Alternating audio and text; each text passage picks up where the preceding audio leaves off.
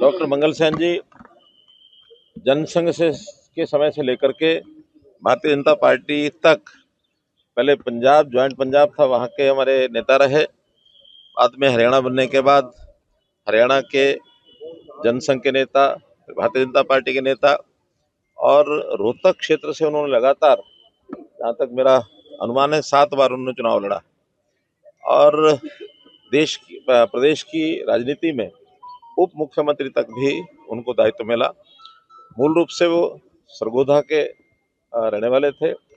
27 अक्टूबर को उनका जन्म हुआ था और वो ऐसे नेता थे कि पार्टी के काम में कार्यकर्ताओं की संभाल करने का सानी उन जैसा मैंने देखा नहीं, क्योंकि मेरा स्वयं उनके साथ जो संबंध आया था वो 1981 से लेकर के और 1984 तक, क्योंकि तब मैं रोहतक में प्रचारक था।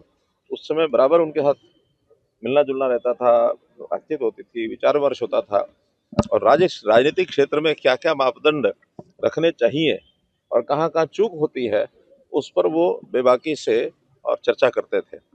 बहुत कुछ हमको भी एक अच्छा संगठन चलाने के लिए क्या क्या मर्यादाएं ध्यान रखनी चाहिए, उसकी एक जानकारी भी मिलती थी। हम उनसे प्रेरणा भी लेते थे। 1990-91 उनका स्वर्गवास 90 में हुआ है, 91 में मुझे ठीक ध्यान नहीं है, लेकिन जिस दिन उनका देहावसान हुआ शाम के 6 बजे, मैं उस समय यमुनानगर में और मोटरसाइकिल पर यात्रा कर रहा था, और अचानक एक स्थान के ऊपर कुछ लोग खड़े होकर के और रेडियो सुन रहे थे। शाम के समय रेडियो के जो समाचार आते हैं, सामान्यतः रोड साइड पर ऐसे लोग मिलते नहीं है, लेकिन जैसे भीड़ सुन रही थी और चुपचाप खड़े थे, तो मैंने भी जाके रोका मोटरसाइकिल। तो मैंने कहा, क्या बात हुई है? कहने लगे, डॉक्टर मंगल सेन जी चले गए।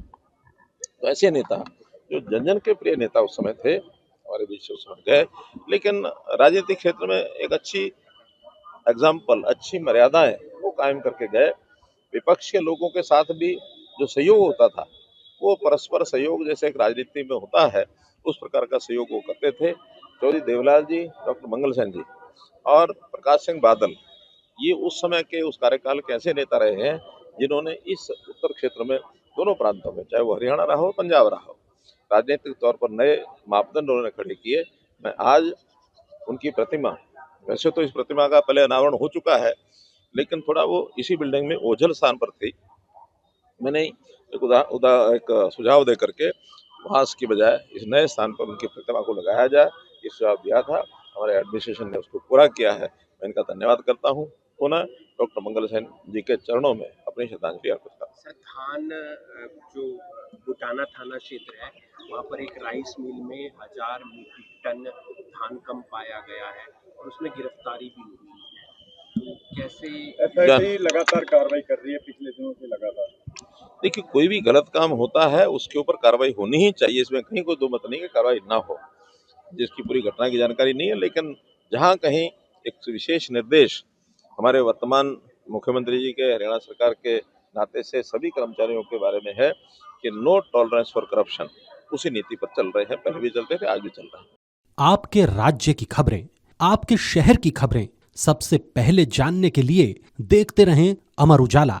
चैनल को सब्सक्राइब जरूर कर लें और पाएं हर अपडेट।